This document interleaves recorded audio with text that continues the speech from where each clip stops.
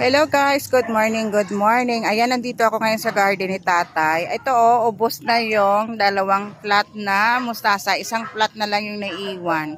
Haharbisin ko na yan kasi papalitan na ito ng mga mustasa. Ito mustasa at saka pak choy. Ito naman yung ipapalit dito sa plat na to. Kaya yung mga mustasa na yan, kukunin ko na. Ayan may bagong tanim din si tatay, mga kamote naglalaman.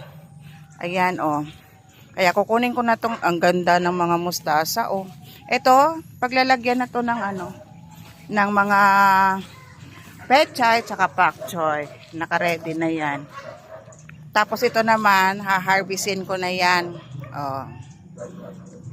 Ayan, ito naman may mga talong si tatay dito, malalaki na ang mga talong. Ayan Tapos sa gilid naman, ito yung mga sitaw, malalaki na. Siguro by January, pwede na maharbisan yung sitaw o yung talong.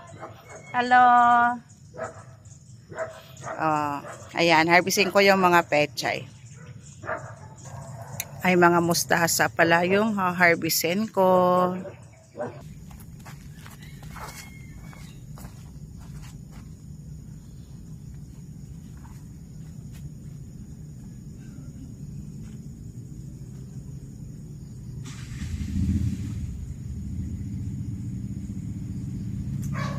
Lalaki. Ang lalaki na sila, kaya kailangan natin talaga kunin.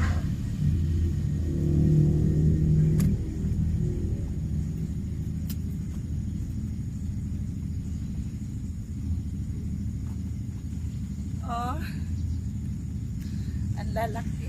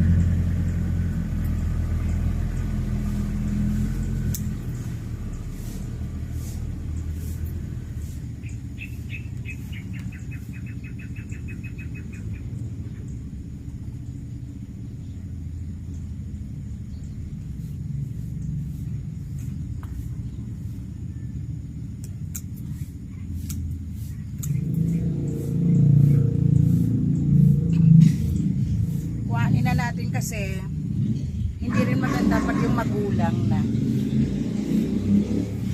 Ang gaganda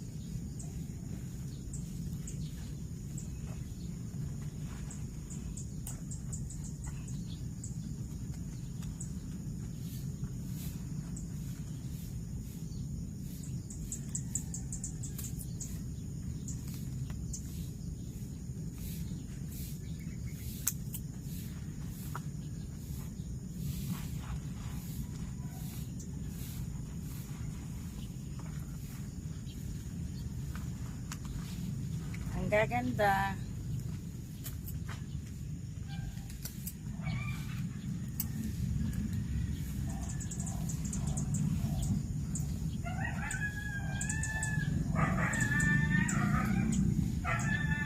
Kukuha na rin ako ng ilalagay ko sa magagata ako ng tilapia.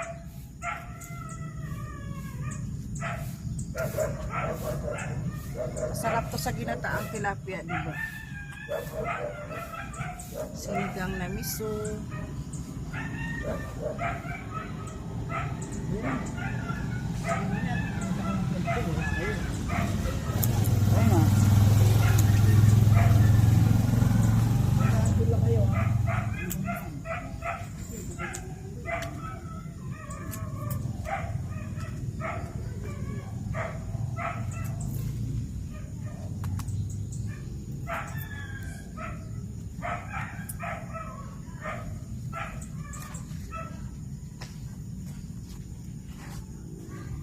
ko na lang yan, tapos yun.